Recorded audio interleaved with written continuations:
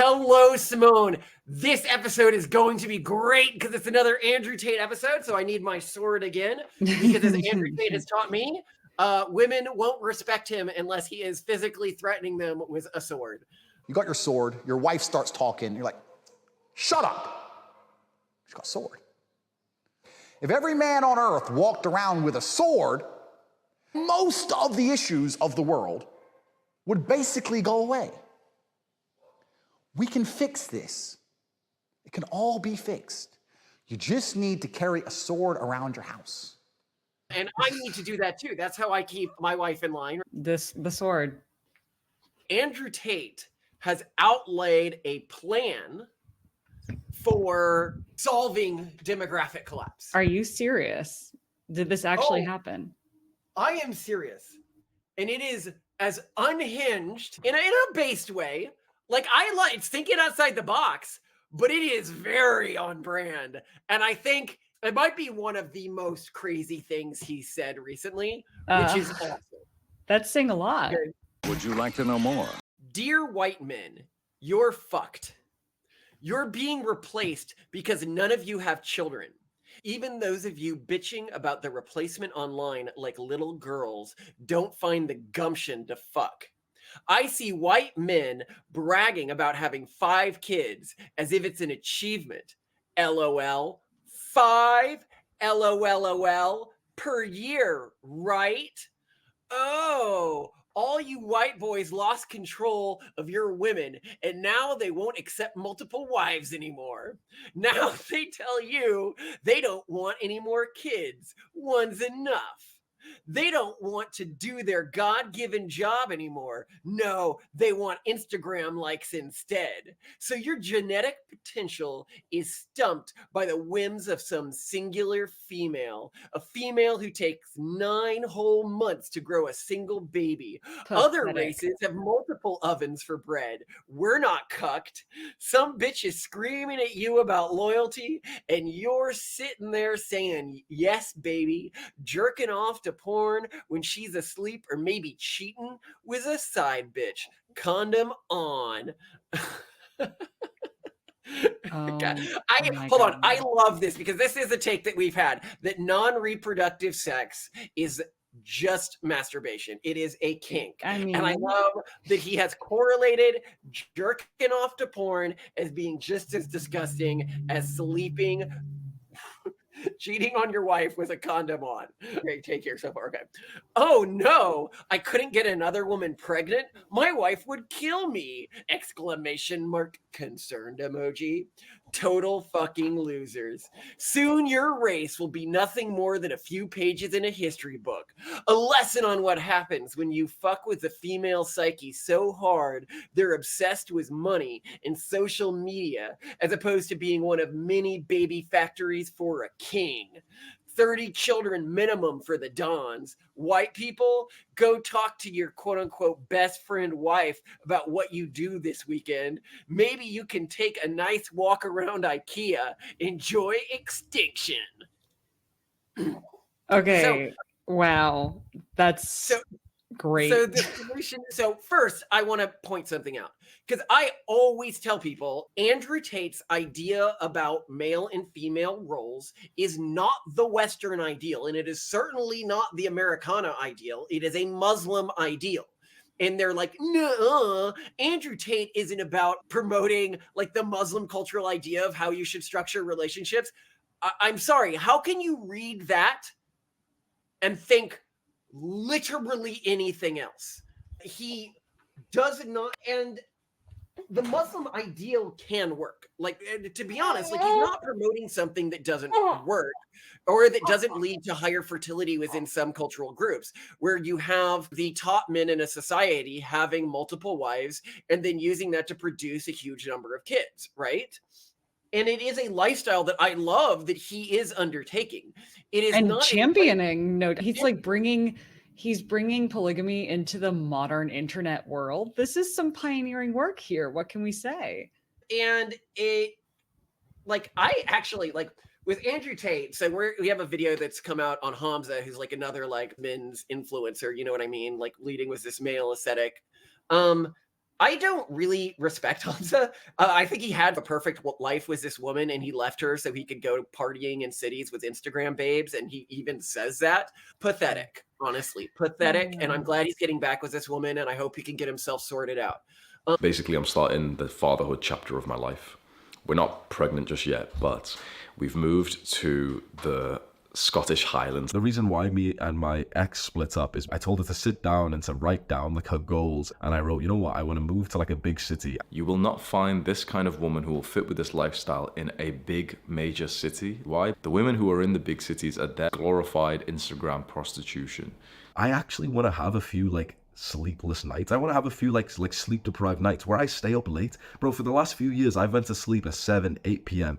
You couldn't imagine the amount of like parties and social events and dinners that I've missed. I know what goes on in these parties. And the issue was that the girls that I was meeting from these places, just like I was as well, were all low quality. It's a low quality place to be. I wanted to be super social. I wanted to have some late nights where we stay up and we're social and there's a party that we go to and everything. But she saw it and I'm not gonna lie, like I could see how like offended she was, where she was quite like pressuring. She was like, wait, you want to do this? Oh, you want to do that? You want to stay up late, but that's unhealthy. Those party girls, like the party low quality degenerate TikTok type of girls, they are attracted to the party low quality degenerate TikTok type of guys. Fine, like trash can stay with trash. Because for hers, she wrote that she wanted to do more of the things that we were currently doing. It's wholesome as fuck, and you know that she's an awesome girl for that. She doesn't want to be around like, you know, like party girls and whatever. I just realized like we're actually going into 2 separate seasons right now. Fine, like trash can stay with trash. When you define your moral system around an aesthetic,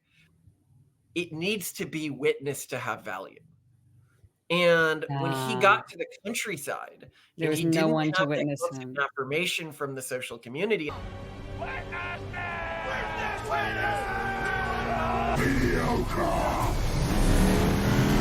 This is the person who aesthetically wants to be a father. That fits his ideal of where he should be going in life, but is completely unwilling to make any of the sacrifices that are associated with that. That he's complaining about not being able to regularly leave the house after 7 or 8. That is a normal part of being a parent. He's not willing to make the sacrifices associated with transitioning to the next stage of his life, which will lead him down a path worse than being a Jeremy, which is what he calls, like, I guess, losers. He's gonna become the crack fox. Once upon another time, there was a fox, and he was called Jerome. He lived in the woods, in Elderberry Wood. They spent their days punting down the lazy rivers of Cambridge Town. One day, whilst relaxing, he found a copy of Cheap Bone magazine, and he read an article about London life, and then decided he was gonna go to London. 3 weeks later, he was off his tiny face in a gay club. But the party lifestyle took its toll. Eventually, he ended up on the streets begging for cheese in Dalston. This is gonna sound weird. You need to be hit in the face. I will repeat that again. As a young man, you need to be hit in the face consistently. Andrew Tate, he has chosen a different optimization function than me. Yes. But it is not necessarily an incorrect optimization function. It seems like the right optimization function for him. He doesn't seem like a monogamous, settle down, move to the countryside kind of guy. Andrew Tate is kind of a goofy guy with a different optimization function than us and a different cultural background than us. But I respect his level of baseness and his level to live against the grain of society and his follow through in the things that he says. Here is another great quote that he tweeted recently. Sex is for making children. Any man who has sex with a woman because it quote unquote feels good is gay. Oh, my pee-pee feels so good, this is great. In fact, if you're 40 with less than 5 children, you're probably gay. All that feel-good pee-pee sex and hardly any genetic legacy? Question mark. I mean, to be honest, when we talk about changing culture, right, it doesn't make sense. Like, the reason why culturally we used to shame people for being gay was because the cultures that did that ended up having a higher number of surviving offspring because they pressured the men who were born with same-sex attraction to have heterosexual relationships. What Andrew Tate is doing in this tweet is adapting that shaming and that cultural concept for a much bigger threat in society today, which is condoms. They're not ending up having kids for some other reason, which is just so intelligent and cool, even if it's not the strategy that we would use. Yeah, and there's an analogy I came up with recently that I really like about male-female dimorphism, which is that human males and human females evolved differently. Like, we are biologically and psychologically different from each other. You can think of this as like in a society where everyone's assigned a Swiss Army knife at birth, and they are slightly different brands of Swiss Army knife with different tools within them, different size knives, everything like that. Between cultures, and then people take that to be like, oh, there's this morally correct way to deal with these differences. That is not true. In a culture that grew up, near a coastal region, it might actually be the thinner knife that's used for butchering animals. And in a crowd that grew up in an Arctic region where they were hunting like mammoths, oh no, the hunting group is always the one that had the thicker knife. There are many optimization functions that can even work within a single environment. And the ways that we use these tools are going to change over time. When we are a space-faring race, it may turn out that what was originally meant to be like a cork screw in the Swiss Army knife is now perfect for handling some sort of like oxygen tank or something like that on the ship. And in our society right now, women being more like social, like in a historic context, that was totally different than them navigating the bureaucracies that they navigate today at a higher rate than men navigate. And so if we don't take into account that contexts have changed, and that, so one, the way that we relate to gender changes over time, but two, different cultural groups historically related to gender differently. And he's from a cultural group that really did relate to women in this way, much more in a historical context. And he's leaned even further into that with his recent Muslim conversion. But then so the question comes, why don't we choose this strategy? Like, why do we think this strategy is bad? One thing he's wrong about, like, Simone, would you be am I not allowed to marry another woman? I wouldn't be into that. You are welcome to be with anyone that you want. I hate people too much to have a household full of additional people. I'm sorry. It's not even that, like, it's not that I'm not willing to share you. It's that I cannot deal with more people. So you see, I am cucked by my wife, right? She says, I would be less happy if you married another woman. And I take that into account, right?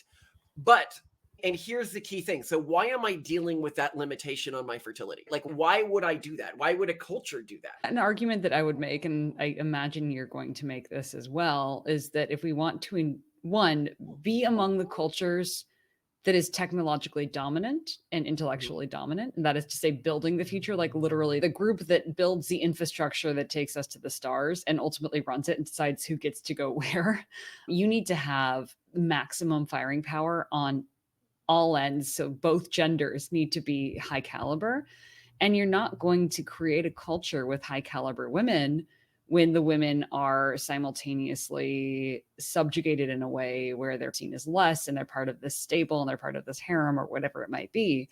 So I think we can't inspire smart, ambitious daughters who we want to have in our culture to get married and have kids if doing so involves being with someone like Andrew Tate. Well, and I think that's the key answer here, but I want to elaborate on it a bit more because it also has genetic effects and stuff like that. Like, Andrew Tate could not secure a woman like Simone. No. Andrew Tate is always talking about how women are like not as smart as men and blah, blah, blah, and that they can't have intellectual or philosophical conversations. And what this tells me, because I haven't experienced that in the women I'm engaging with or in the woman that I married. So why is it that I haven't experienced that, but he has? It's because what he was bringing to the table when he was out there trying to attract women to sleep with was specifically filtering for these women that were of an incredibly low intellectual caliber, because that's the type of woman that goes for a guy like that, that splits like that. And there's actually been studies on this. Yeah, there's a really fascinating study, and I've never been able to find it, but I remember going over it when I was in psychology school, like getting my degree in psychology and neuroscience, that looked at a culture that was polygynous, where you had one man and many women, and that women there like the top men in that society actually got lower quality wives than in nearby monogamous societies, where these extreme top tier women were actually sorting for mid-tier men in terms of like wealth and stuff like that. Oh, I think I've seen this, but it's looking at Africa. So It was in Africa. looking at the evaluations that women are making, and specifically they have to decide, do I want, like, if I go for a high value man, I know that I'm going to have to share him. So I have to dilute his current wealth or value or power by the number of anticipated wives, even if I'm wife number one. Exactly. Therefore, a high value man is actually lower value because I'm actually going to get just 1/5 of him, 1/10 of him, 1/3 of him. And so going for a mid-tier man who you anticipate to have only one wife could, so you see this in the data is the point, like that they do get lower quality wives. But it also reminded me of something that Hamza said in one of his videos where he was talking about why he loves foreign women over Western women, and he was like, oh, and they're short, it's so hot how short they are. Oh my god, no man in this space who's even slightly adjacent to the black pill space could possibly say something like that. No man that could ever actively try to reproduce with a shorter woman because he understands how important height is for men. Unless he plans on doing IVF and eliminating like... They deal with this cloud. They deal with this brain cloud, right? Where so they don't weird. understand that half of your son's genes are coming from their mother. When you select for women who are innately subordinate and who are dumb, you are creating sons who are half subordinate and dumb. When you have sex with short women, it's the same thing. This is something that was completely growing up. If you grow up in rural America, and you can see this in America, I talk about this all the time on the podcast, you see this in country songs, anyone who listens to them, the women that you're told to look for are not the preening type. They are the type who hunt and fish and get dirty with the boys. Because he wants sons who can do all that. Who can intellectually engage with it. But if you only know about Americana culture from country music, you don't see what it's like growing up. I grew up in Texas in a family that's been there for 7 generations. So that's about as old as you get in terms of a Texas family. And it was constantly reinforced in me that when you are looking for qualities in a wife, that you are looking for the qualities you want in your sons. And this was actually a really interesting sort of cultural hack that Americana culture adapted to subvert the misogyny that also is in that culture a little bit. Could it be, though, I almost feel like men of the Andrew Tate type that we're discussing here, just they've dehumanized women to the point where they don't really even see women as like capable of passing on these traits to men. If they're just like, anything that's male obviously has to come from me because the female is so foreign, so anti-male that there's just no point in even factoring her characteristics into what a son could be, because she could never be a son because she's a woman and women are not human. You know what I mean? There's even the way that he worded, like pathetic 9 months gestating children. He just sees women as gestators. I'm going to be more generous to him and say that I suspect that you are misunderstanding, or not misunderstanding, but not valuing enough the fact that this is just his cultural background. He is from Eastern European cultural background. This was a common mindset in certain parts of like Southeastern European cultural mindsets. And because of that, he has adapted this cultural mindset to the current like technological age that we live in. And I think he's done a good job of adapting it, but he just decides to bite the bullet on the downsides of this approach because it is the approach that dispositionally works for him. Like he couldn't change himself. Andrew Tate could not change himself in a way that would allow him to attract high quality women. And because of that, from my cultural perspective, and because of that, there's no point in trying to be what you're optimized to be. I don't think that Andrew Tate is making a bad bet given who Andrew Tate is genetically. No, I agree that he's doing what is optimally best for him. And when I look at myself, I have to admit there is a certain amount of cope in my position, right? There is a certain amount of cope, and that you just cannot produce children at the rate that his women are going to be able to produce children at, right? And I can dream of a day where my sons can use, exo wombs, or use, by that I mean like external wombs or wombs that have been genetically done in different ways that can produce children at a higher rate. I am so excited for that, right? And I will encourage them to do that. And through that, they might be able to keep up with individuals using the cultural strategy that people like Andrew Tate are using. But it's just a very different strategy. And we're going to do a whole video on this topic. But it reminds me of one of the things that people are always surprised of about us, where they're like, aren't you afraid of, who do you think should have less kids? Aren't you afraid of these different cultural systems that are having just tons and tons of kids? And it's literally no. Literally, like, to me, they are irrelevant if the cultural strategy they're choosing is one that is going to cause them to become intergenerationally less strong, less independent, and less intelligent, because in the future, their numbers don't matter if they are attacking my descendants who have AI kill drones. Yeah. And they're coming at them with AKs and sticks. They can't even, the differentiation between the human groups in terms of their level of defensibility is exaggerating over time as technology becomes more and more advanced in an individualized context. I think that with us, we need to be aware of the downsides to our strategy, which there are. Lower reproductive rate. Maximum, we were talking about it, realistically, we're probably going to get 10 kids. That's the classic K versus R strategy. Yeah, it's the classic K versus R strategy. And so then the question is, with his strategy, what he should be totally optimizing around, like for him, genetic selection technology matters much more than it matters for us, like IVF genetic selection technology, because he's dealing with a lower quality gene pool to start. So he's got to do more in terms of editing it down. And the other thing that he needs to really look for is, how does he ensure that he is choosing women who are the smartest among the pool of women he can get, which means that if you're going for his cultural strategy, you actually want to devalue attractiveness in female partners to some extent. So you are overvaluing the types of traits that you're going to find less of within the pool that he's able to attract and his sons are able to attract. And if I'm looking at this from his perspective as well, I do think that there are some arbitrage games that one could play as a polygamist to get smart, high value women who would still be open to being in a polygamous marriage. So if he plays, for example, immigration arbitrage and cultural arbitrage, pursuing women who are otherwise very smart and high achieving and giving them basically access to a level of wealth and comfort that they just would never get at home.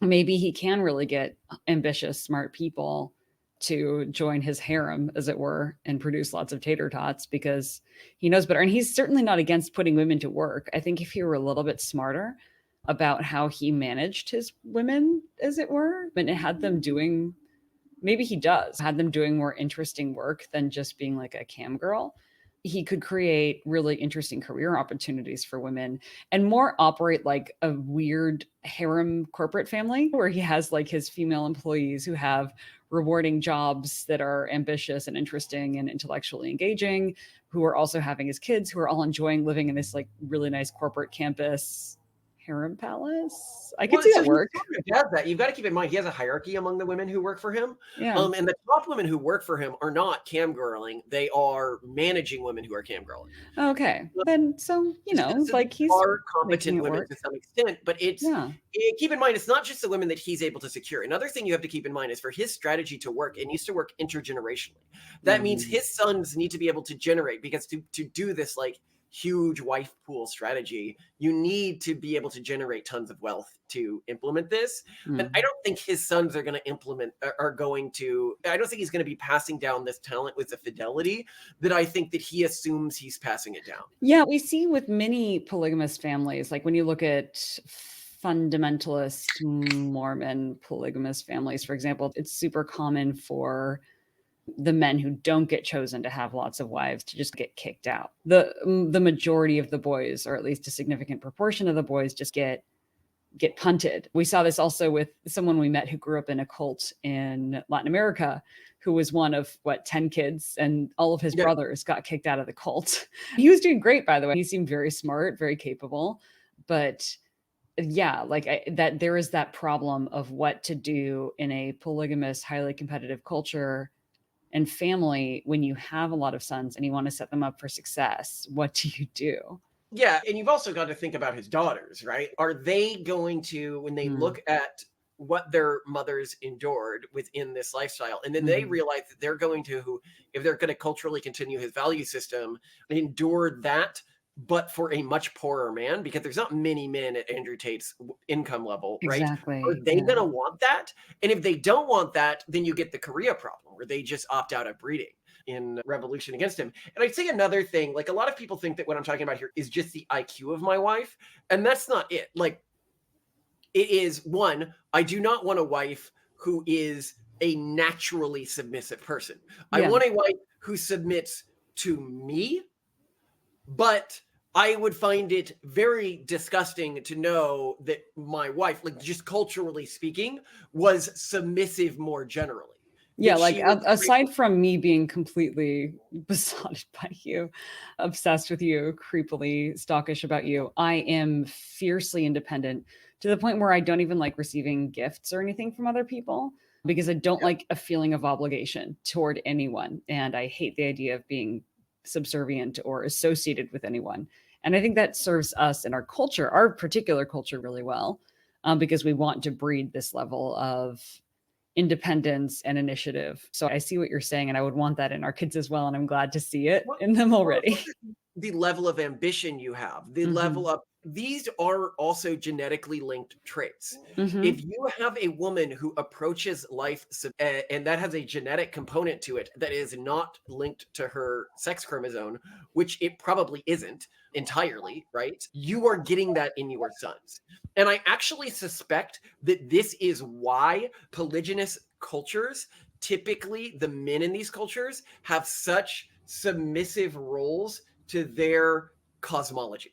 So I'll explain what I mean by this. Typically, submission to God is seen as much more within these cultures as like groveling, like head in the dirt, crawling on your knees, submission, that you don't see as much in cultures where women aren't expected to be this level of submission culturally. And I suspect what that is a level of inherited submission within the males of this culture that needs to be masturbated in some way. And the culturally approved way of doing that is to a supernatural entity. Whereas you don't see, even within, you look at Protestant traditions, and many of them will say, I am worthless compared to God and stuff like that.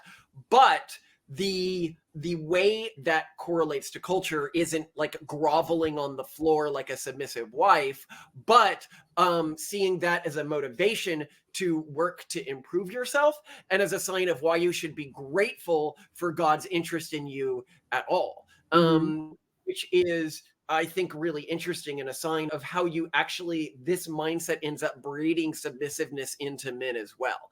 I thought more about this after recording and came to a new perspective. I think I might have been misunderstanding high female to male submission cultures or high female to male power distance cultures, in that focusing on the male to female dynamic is the wrong part of the relationship to focus on.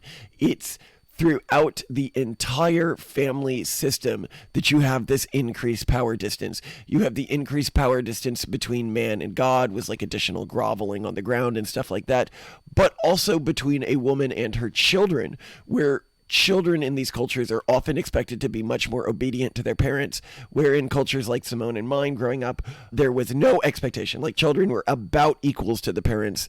And people in these high power distance cultures are often horrified by that. They're like, why would a parent allow their children to say no, or allow their children to say, actually, I have an alternative perspective on this? And the answer from the perspective of one of these cultures, now whether or not this is correct is just a matter of optimization functions. There isn't necessarily a correct outcome, like reality is going to judge which of these cultures is right. But the logic from the perspective of the culture, as I was told growing up, and what Simone and I would tell each other, is the goal of child rearing is not to break a child's spirit or to teach them obedience, but to foster a child spirit and to teach them to stand up to authority. And if they just mindlessly obey their parents, then they are not learning that skill, and they will be weak children from the perspective of our culture, where weakness is defined by an individual's ability to stand up for their own beliefs against arbitrary authority. And if you don't, we've done the video on like the noodling girl and the tomboy apocalypse. Look at that. I think every fish I've caught this year has been me. You look at this girl, and this is not the type of girl who's going to go for an Andrew Tate guy. Yeah, the guy who she's going for is going to be like muscly and stuff like that. But this is a woman who has her own opinions. And I think that is really interesting to me. And you even see this in like Amish groups and stuff like that. We've done a video where we have a longer Amish segment where you see a lot of them talking. And you can see that women do have opinions within the community, and their opinions are valued almost as much as the man's opinions. This perspective of women's opinions just don't matter is actually not like a historically American perspective or part of our cultural background. So it would be very hard for me to adopt to it in effort to have a ton of wives. Yeah, although it does depend on the specific American culture, right? When you look at like in early America, there were some anti-woman cultures. There was a Cavalier group, which just, it didn't become that important in American society. Because I inherently think that those cultures are less competitive. So just as the people know what happened to the culture that was more misogynistic, they became the Cavaliers, which is where good old boy Southern hierarchical like Deep South. Deep South hierarchical culture. So we need to be clear. There are two core cultural groups within the South. One is the cultural group that I come from, which is the rural group, which is where country music comes from, which is where the girl who goes fishing and hunting and is covered in mud and likes to mud wrestle and play around with the boys and drink beers. That's one cultural group in the South. Okay. And that cultural group likes strong women. Then there's the other cultural group in the South, which was the one that was like the slave owner, plantation owners, everything like that. They were very wealthy. They were mostly from the son owners of aristocrats, and they make up a version of like aristocratic Southern culture, which you still see in places like Charleston and stuff like that. This is where the Southern dandy comes from, the guy who rides on his horse and everything is about tradition and everything is about, oh, my lineage, I can trace it X many things back. But this culture mostly went extinct. Most of the misogynistic interpretation in American culture today actually comes from immigrant groups that were more misogynistic in their interpretation. Most of the Catholic immigrant groups were a bit more, like the Italians and the Irish were a bit more misogynistic in the way that they treated women than the pre-existing American cultural groups. But they were never as far as like the Muslim or Eastern European cultural groups. Although I want to be clear, I don't think that polygamy has to go contrary to women's rights. And I think that there are many, or not many, but there are quite a few instances of polygamy culturally and anecdotally, like on a one-off basis, where the women are really more like living almost like a quasi sister or lesbian collective, where there's also just happens to be one guy. And we've even seen some polyamorous subcultures geographically locked that kind of end up looking like this. And so I don't think it's necessarily harmful to women or anti-feminist to engage in polygamy. I think for many people, it's preferred. And honestly, in the end, you've got a bunch of women ganging up on a man. He's outnumbered. Keep that in mind when you're looking at these configurations. A man can only hold up his will so far in a household where he's just outnumbered. And I think Andrew Tate, by pairing up with his brother and other male compatriots in a household like this, kind of gives him a little bit of a bulwark, but that is not the normal configuration. So we have to keep that in mind. I think that ultimately what makes polygamy not sustainable and more weak isn't that women are harmed by it, and isn't that high value men are harmed by it, but that lower value men, less competitive men are harmed by it. And that creates problems and instability in society. So that does create instability in society, but I don't think that matters in the current system. I think if you're talking historically, why were polygynous systems culturally selected against? Fine. But now society is becoming more atomized, and it's really only the winners that matter anymore. And if we have AI girlfriends and we have other distractions of video games. And obviously the way that Muslim cultures historically dealt with this is if a guy was gay, they would just transition him. This is true in a lot of Muslim and polygynous cultures. Is it that, okay, a guy's gay, get him transitioned. If you can't beat him, join him. So I think that we both need to realize the downsides of our culture. So with his culture, the thing I would really focus on is you've got the number of kids down.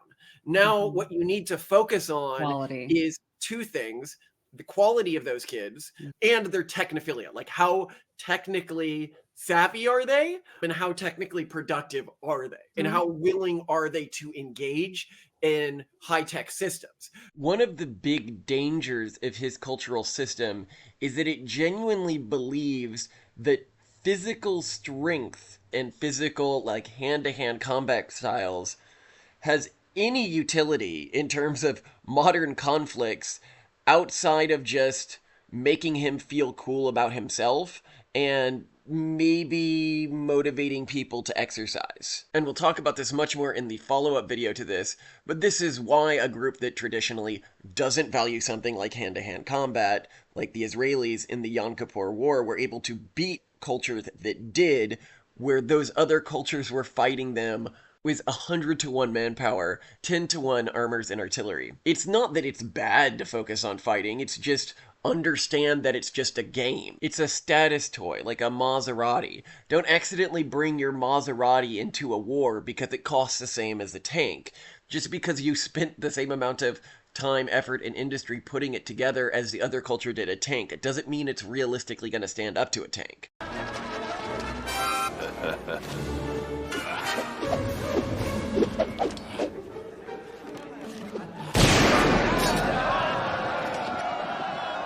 And here I'd like to quickly address something that we often hear, which is that when I exercise, I feel better. Like, it mentally makes me healthier and I perform better on specific tasks. And this is true. This is something you see in the research.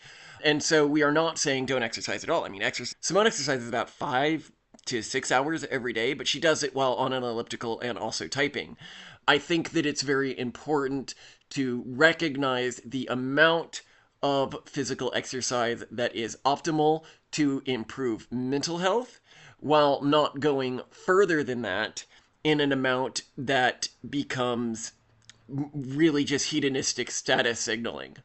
And it's very easy to slide into that and to begin to justify that when you begin to engage in it for health purposes, because exercise has addictive properties. I'd also note here that exercise does have some effect on the hormones that your body produces, which in men can be useful for achieving certain mental states that are conducive to productivity and good mental health. However, this is taken along with the exact same caveat that you need to look at the mental benefits you are getting versus the time trade-off. And the sort of sad thing about exercise is by the time you can really start to see in a male that they are regularly exercising, they are almost certainly exercising far more than they need to for just the mental benefits. At that point, it is for status signaling.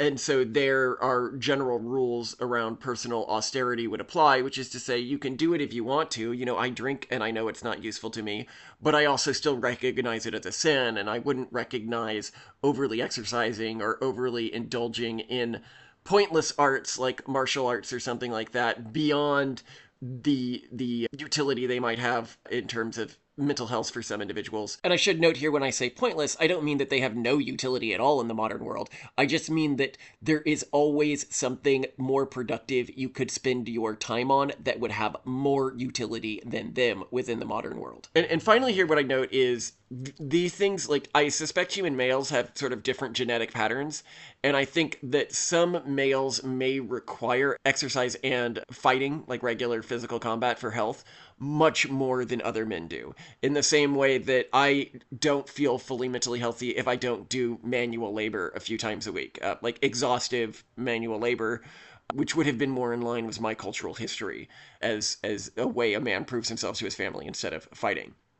for us, our kids, however many generations from now, if our culture keeps evolving in the way we want it to, they will be likely heavily gene edited. They will be engaged really heavily with AI. These are individuals where, of the incredibly high fertility cultural groups in the world today, they could have 100 members and they wouldn't be able to culturally impose on one of my distant descendants if we play our cards right. They could have 10,000 members and they wouldn't be relevant to one AI swarm kill bot, genetically augmented human with an IQ like 5 standard deviations of IQ humans today. Like it's just it would be comical to even think that they could pose a threat or imposition to these sorts of individuals, which is why we just don't care about them that much. I love when Luddites are like, oh, that's just wild speculation around what the future will be like. No, it's not. We have AI right now, and we know it's getting better. And for the gene editing, all I can say is our position and profile gives us access to knowledge about parts of the state of this technology that the general public, even some scientists in the field, wouldn't have knowledge of, because it's a field that intrinsically has to stay very secretive due to legal regulations and stuff like that before the technology gets perfected. What I can say is I am not being wildly speculative. I am, like people are like H.G. Wells predicted submarines. There is no simple submarines existed in his time. We're doing the same thing here. We are not making that outlandish of predictions. You are just not living close to the technology that we live close with. But still good proposing an alternative approach here, I think. Yeah, I appreciate the creativity and I appreciate that he's living by his value system. And for many, this is the best way, not for us. Yeah. Now, I need to be clear here. This is not some kumbaya bullshit perspective. I do look down on Andrew Tate from the perspective of my value system, and I would expect my kids to look down on him, and I would be disappointed in one of my daughters for marrying a man like him. I mean, you can just look at his perspective on something like why he tries so hard for the things he tries so hard for. When people say to me, Tate, you're obsessed with money, I say, no, I'm obsessed with not being in that position. I'm never going to let me live my only one life on this planet and waste my years of consciousness in that position. I don't want to be the guy who's 37, driving a fucking shitty Citroen, who gets pulled out on a girl who's too hot for me, driving a car I can never afford, who can call fucking dudes, psycho kickboxers with fucking Lambos and Astons to turn up and bust me up. I'm never going to be that guy. I'm never going to accept that submissive position. And that's why I say when I talk about money and achievement and training and all these things, how important they are, because if you don't find those things important, well, then you're just accepting your place lower down. Tate is primarily motivated by and stresses about a fear of being powerless and having other people lord power over him. And that is not what motivates Simone or I. We are motivated by trying to create a culture and set of cultural interactions that can bring our civilization into the future. Essentially bring together a group of rebels that can rebuild a civilization and world that appears to be spiraling into the abyss. When I go to bed at night, I don't think if I fail, then people will lord power over me. I think if I fail, then civilization as we know it collapses. When I look at my ancestors, that's what they attempted to do as well. Very different optimization functions. And when I think about what I stress about, it's not about losing power. It's about giving people bad advice. I wonder if Tate ever sits around stressing. It was one of the videos I did. Did it lead someone to make poor decisions? I don't think he does. He's primarily motivated by how everything reflects on him. And to me, that makes him a lesser person than me. But I need to stress that is to me, because I'm approaching this with a different cultural perspective, the cultural perspective I was raised within. But that doesn't mean I don't hold that perspective. I do. I fully believe it to be the correct perspective. I love you to death, Simone. I love you too, gorgeous. What would you like to do next? So there was another episode that could go as a compliment to this. You'd alluded to it. To this episode, yeah. And it's on who do we not want having kids? Oh, all right. Let's do it. I'll